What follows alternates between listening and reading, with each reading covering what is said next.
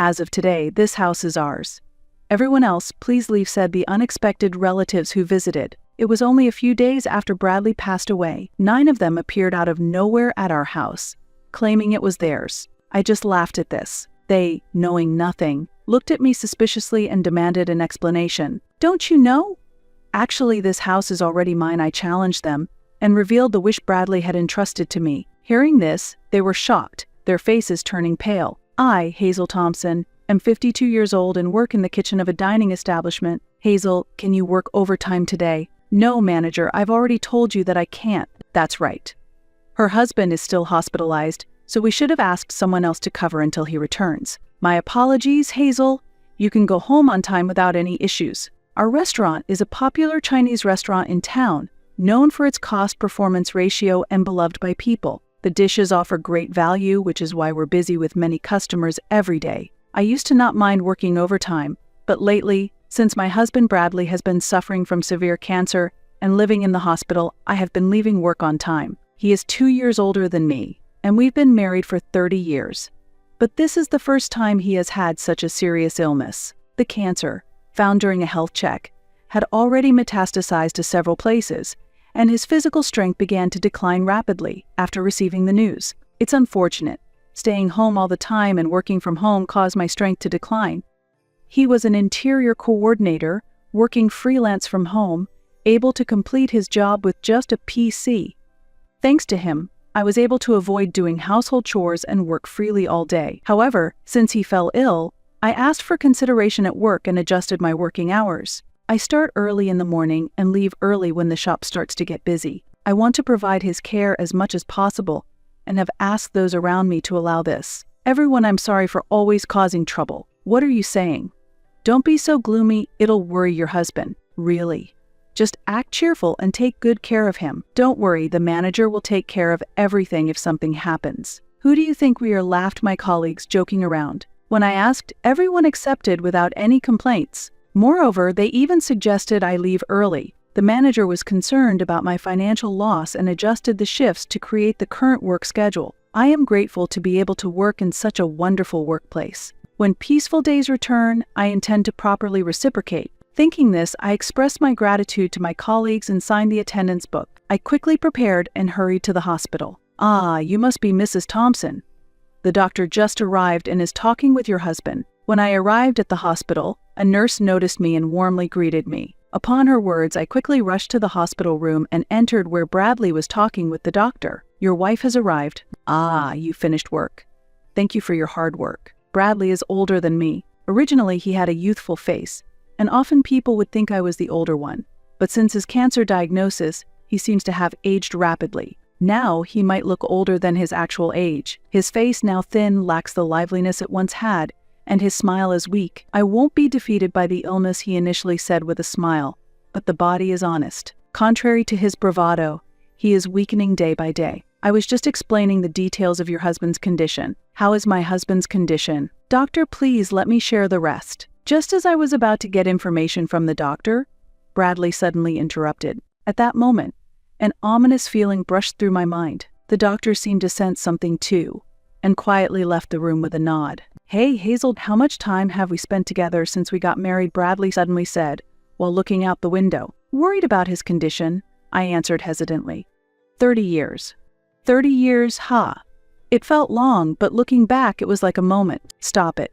It sounds like you're saying it's almost the end. Maybe another half a year, Bradley murmured as he reminisced. His words sounded as if he had accepted the end of his life, and I hurriedly tried to stop him. However, he started talking over me, avoiding my gaze. Just hold on for another 6 months. Really, it might even be sooner.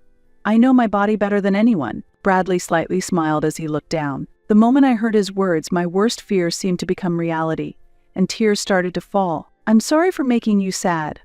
I promised when we got married I would never make you sad. Bradley noticed my tears, chuckled awkwardly, and gently wiped them away. Tears welled up in his eyes too, and seeing this made me cry even harder. With a trembling voice, I couldn't stop crying. I'll need to apologize to your parents when I get there. I'm truly sorry for making their daughter sad. Stop it. Once he was gone, I would be alone for the rest of my life. We used to laugh and talk about staying together until the last moment. When Bradley spoke as if he had given up all hope of living, I couldn't hide my anger. Don't talk like it's all decided. Don't say such sad things. Hazel, nothing is decided yet. Medical science is advancing each day. Also, if we look at other hospitals, there might still be other possibilities. I'm going to pass on. Hazel. When I screamed, unable to accept reality, he gently held my hand and continued quietly. I'll be leaving this world soon. No, I absolutely hate that idea. Before I'm gone, I want to do everything I've wanted to do. I want to cherish every moment with you until the end. With that, Bradley began to talk about his plans for the coming days. I don't want to spend my remaining time in the hospital. I want to go home with you. And, Hazel, I know you're busy with work, but could you take a few days off? I want to go on the trip we had planned before. I want to fulfill all your wishes. So, please, Bradley said. Seeing his words and his posture, I painfully realized that this was not just a dream, but reality. I felt there was no more hope. Accepting that fact, I respected his wishes and, holding back my tears, I conveyed his intentions to his doctor. The doctor respected our decision and promptly arranged for his discharge. For safety, additional tests were conducted, and he was able to leave the hospital the next day. Thus, Bradley spent his last days in this hospital. Bradley, I came to visit. Hey, how are you feeling? Ready to go to the other world yet? Just kidding. Hazel, you're here too? I thought it was just Bradley. Sorry. Since we had some time before dinner, I decided to stay in the room as long as possible to be with him. Suddenly, Bradley's mother and his brother Marcus and Marcus's wife, Rita, came to visit. It's been a while, Marcus. Bradley's brother, Marcus, is 55 and works in construction but often skips work and holds no position at his age. He just goes through the motions day after day. His wife, Rita, is 34 and beautiful, but her expression is stern and her speech is rough. Her dominating attitude is notably different from the usual behavior towards others, and for some reason, it stands out to me. Despite being 74, his mother is very youthful and full of energy. However, her greed is clearly visible on her face. She loves Marcus abnormally and looks down on Bradley. I truly despise Bradley's family. Marcus always makes insensitive jokes, and Rita probably hates me as well. From the first time we met, she regarded me as an enemy and never misses a chance to make snide remarks. My mother-in-law doesn't treat us as humans and constantly irritates us. She sees Bradley not as a son, but as a money tree. She makes financial demands as soon as we meet. Marcus has a big family, doesn't he? You two don't have kids and both of you earn, so you must have some financial leeway. Could you provide a little support? This kind of monetary demand has become a norm. Marcus's family, including his mother, is a family of 9. After his previous wife ran away, he remarried while having 4 children. He has 2 children with Rita, and their household finances are extremely tight. They can't live on their income alone and are always asking us for financial help. What's with the crowd? What an attitude! Isn't it cold to treat your own mother like this? Bradley, take better care of your mom. She's been very lonely since your father died. In fact, his mother's odd behavior started after the death of her husband. He was a strict and rational person. When he was alive, she did not act the way she does now. The entire family was united and spent time together harmoniously. But after his death, it was as if all restraints were lifted, and she changed completely. Previously, Bradley's father would encourage her to be considerate towards us, but now it seems she has no reason to accept me. She started talking about money all the time with Bradley. Marcus had previously run away with another woman, and during that time he was disowned by his own father. After my father-in-law's death, the disownment was lifted, and he returned home with his new wife, Rita. This town supports child rearing, but raising 6 children requires considerable economic strength, which is challenging. Bradley was always dumbfounded by their unrealistic ideas. This month is financially tough again. Could you give us a little support? What? Please stop. Bradley is already struggling so much. What are you thinking? Please be quiet. This is a family matter. That's right. Furious at my in-law's irrational behavior, I couldn't help but yell. However, Marcus easily dismissed it. Next to him, Rita laughed mockingly, waving her hand as if shooing away a dog. Sorry, but we really can't afford to give you any money. Oh, that's troublesome. I thought you would figure something out. That's why I came all this way. Ah, what a useless son. My mother-in-law muttered under her breath, grumbling, I'm reaching my limit with these 3's unreasonable behavior. So what's the specific situation?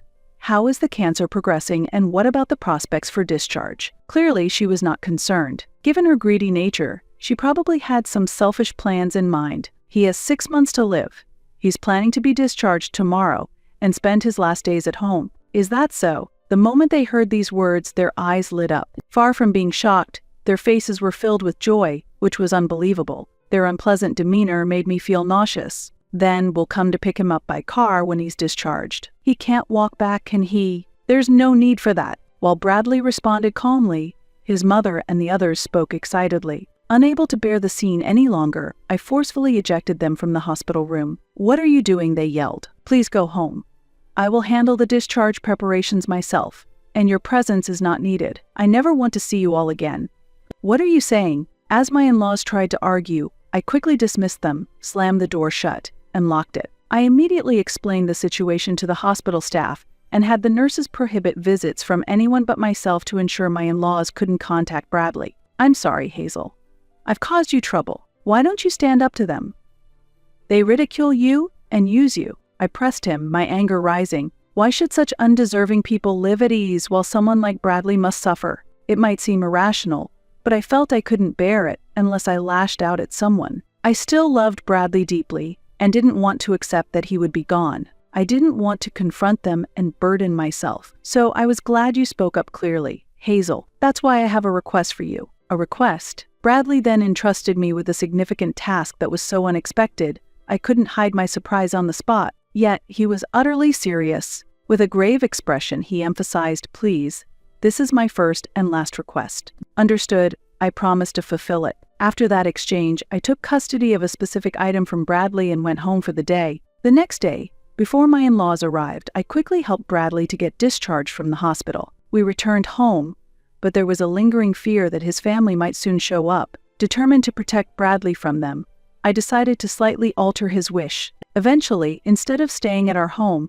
I asked an acquaintance if we could live in their villa for a while. "It's sad to leave our home, but as long as you are with me, anywhere is home." Bradley smiled shyly at that, and I couldn't help but blush. After explaining the situation at work, I took a long leave of absence. My wish was to be by Bradley's side until his last moments. With the help of friends, Bradley spent his remaining days quietly, and his end came peacefully. 6 months later, he quietly passed away. At the funeral, I saw my in-laws for the first time in a long while. I was on guard, expecting them to say something, but instead of showing sorrow, they just looked at me and smiled smugly. The moment I saw their unpleasant smiles, I felt a chill. What could this possibly mean, I wondered. Soon I would come to understand the meaning behind their laughter. After the funeral, as I was sorting through Bradley's belongings at home, the doorbell rang. When I opened the door, there stood my mother-in-law and Marcus, laden with numerous bags. "We finally found you.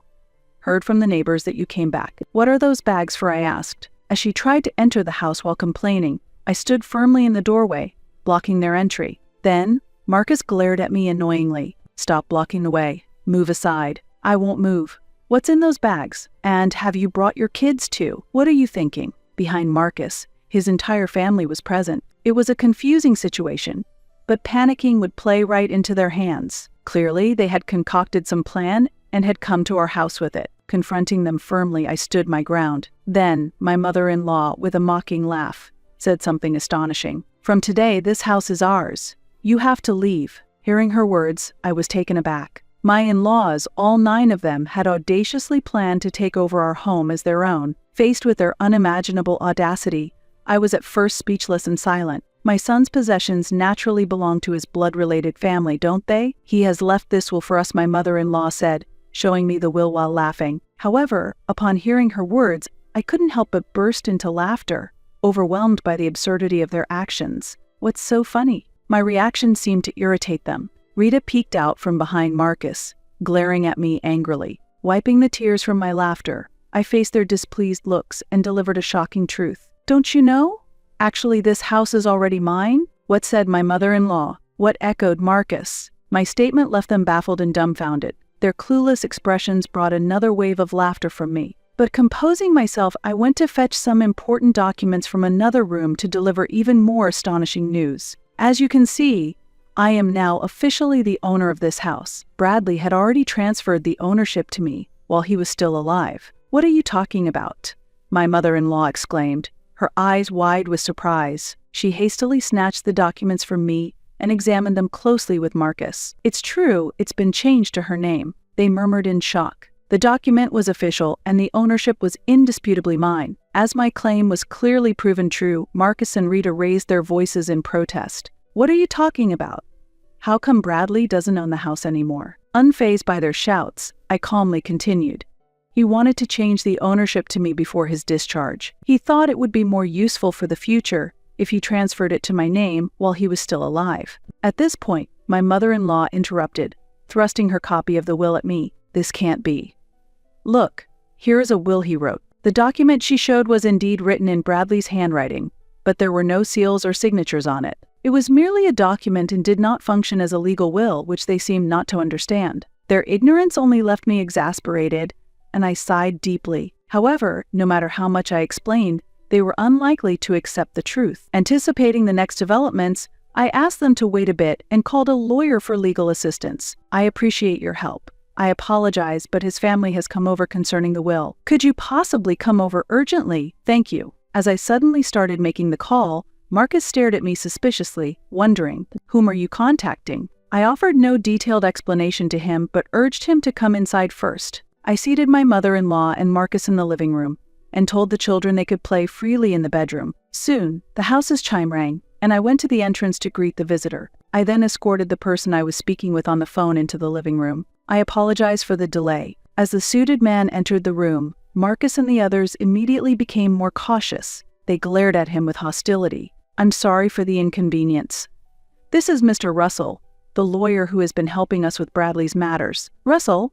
I called you because my mother-in-law brought a will." A lawyer, upon learning Russell's identity, my mother-in-law exclaimed in astonishment. "I got acquainted to him through a friend of the owner of the villa we were renting, and he had been briefed on the matter. Although he was young at 30 years old, causing Bradley and I to feel uneasy initially. He was reputed among his friends for his quick thinking and especially strong handling of family disputes. After a face-to-face meeting, we trusted him completely. Bradley and I had explained the entire situation regarding the inheritance and family troubles to Russell, and formally hired him as our lawyer. My in-laws seemed completely unaware that Bradley had hired a lawyer. They looked astounded, as if they had not been informed at all. Marcus and the others were also wide-eyed and at a loss for words. "Allow me to reintroduce myself. I am Russell. I am here at Bradley's request.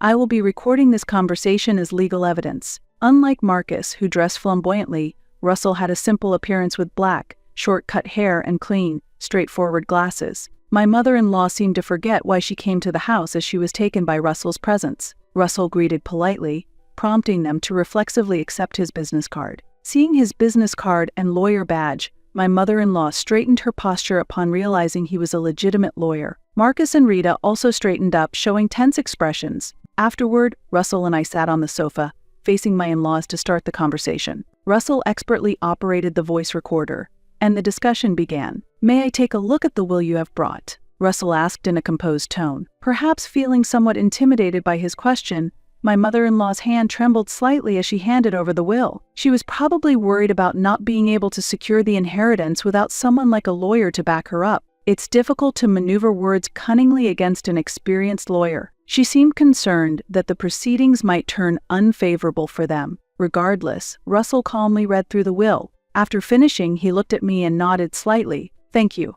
I will return this to you now," he said, handing the will back to my mother-in-law with a polite smile. His reaction only fueled her anxiety further. "Was that really Bradley's will?" she asked. "Yes, indeed, it appears to be Bradley's will," Russell confirmed. "See, with this, the house becomes ours," she suddenly began to assert confidently. However, Russell promptly tempered her expectations by adding, "That will is an older version, though." "What do you mean?" the mother-in-law exclaimed in surprise. "It seems you did not catch that."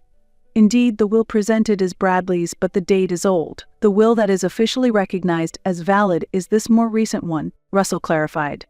He then pulled out a newer will from his bag. This will was more recent than the one my mother-in-law had, and it read, "I leave all my assets to Hazel. The previous will I wrote for my mother is hereby revoked, and this document shall stand as my official will." "What? Let me see that."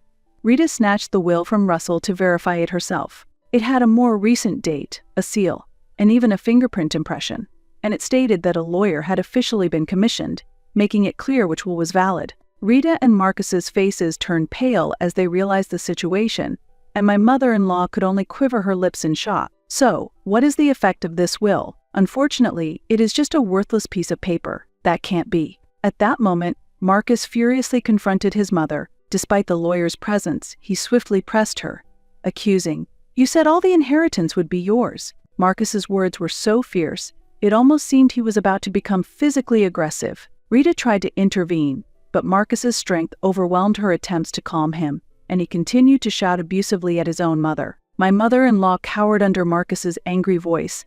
The scene was truly chaotic. Seeing this, I sternly glared at Marcus and spoke in a calm voice. "Please stop causing a disturbance in someone else's home. It's really troublesome." "What did you say?" Marcus retorted. "If you cause any more trouble here, Russell will confirm everything, and if necessary, we will consider taking legal action." The mention of Russell's name seemed to snap Marcus back to reality. He was facing a lawyer. No matter how much Marcus, who was not well-versed in law, resisted, it was futile, and he nervously sat back down on the sofa. By the way, did Bradley truly write this will himself? I asked my mother-in-law amid the now silent room, as she claimed that Bradley willingly wrote the will during his hospital stay.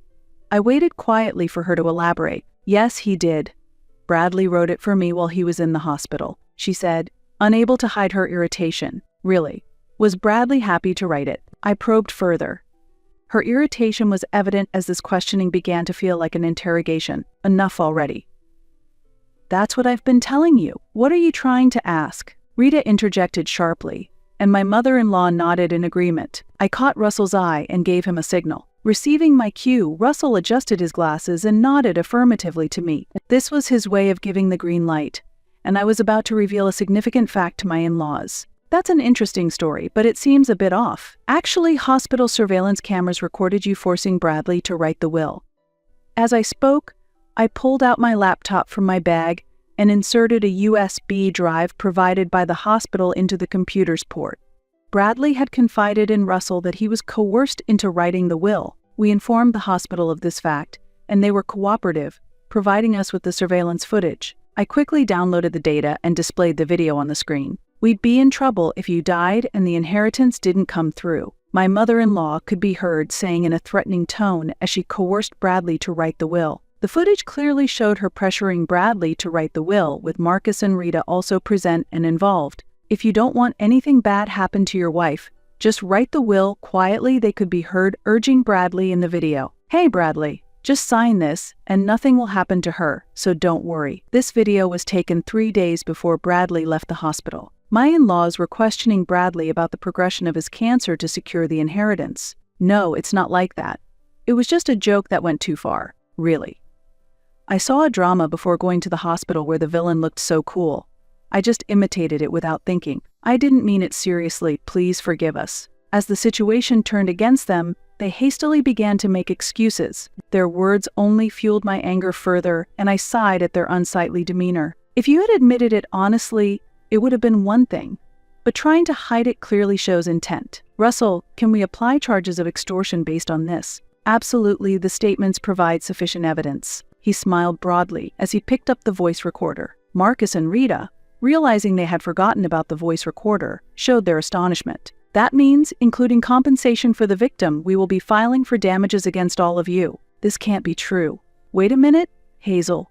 It was only Mom who made him sign. We were just watching. We didn't force him to sign anything." Rita desperately tried to distance herself from the responsibility. This led to an unpleasant argument between my mother-in-law, Marcus, and Rita. "It was you two who offered to help get the will written, wasn't it? You said you would handle it properly, Mom. We were just watching. You were the ones rushing Bradley to write it quickly. That was because Bradley's medical appointment was approaching. It wasn't about rushing the will, there just wasn't much time, and we thought it should be done before Hazel arrived. It seemed they might have been advancing their plan while I was not around." Rita continued to provide more testimony, but in the heat of the argument, she seemed unaware of the significance of her own statements. The quarrel was so intense it made me want to cover my ears. Meanwhile, the children who had been playing behind the scenes seemed to notice the commotion and gathered around us all at once. Among them was a child as young as 2 years old. The anxiety in the children's eyes was evident. The children were not at fault, I understood that much. Therefore, I quickly called over my eldest nephew, a 5th grader, and guided the children to another room so they wouldn't have to witness the unsightly fight among the adults. He couldn't grasp what was happening.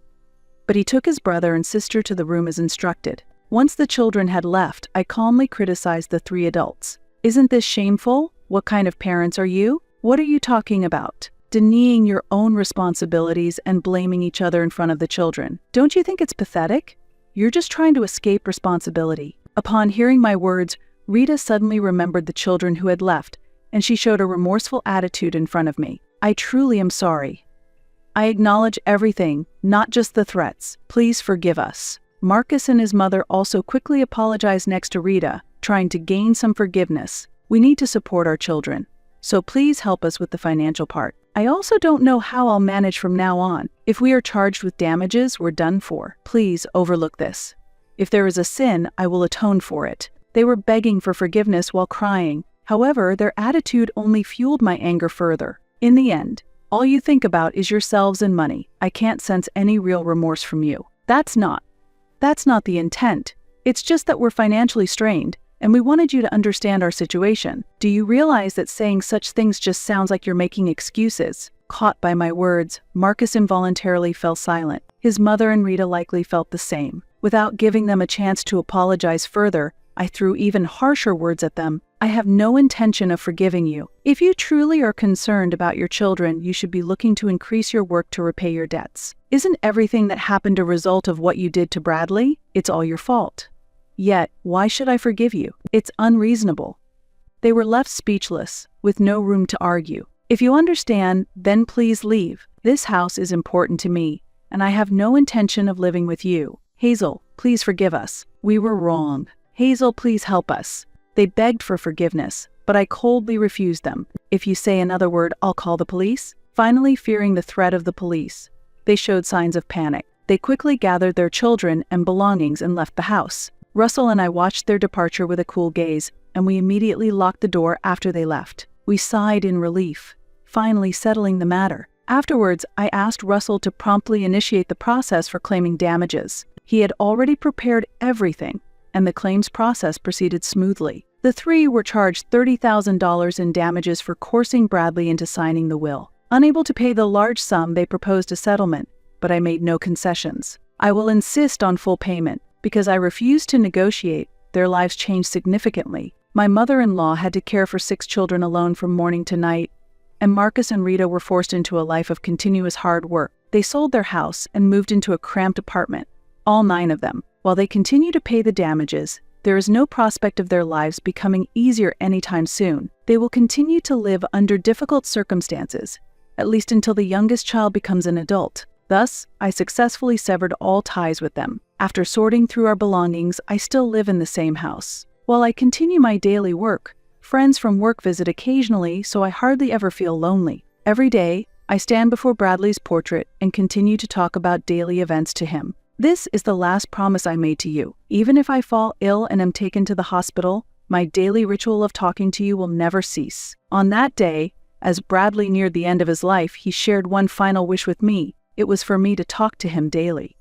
"I love your voice and our conversations more than anything, so I hope you will keep talking to me every day, so that your voice can reach me even in heaven." After he passed away, I solemnly vowed to keep the promise I made to him. Until the day I depart to join him, I will maintain our bond by never missing a day of talking to him.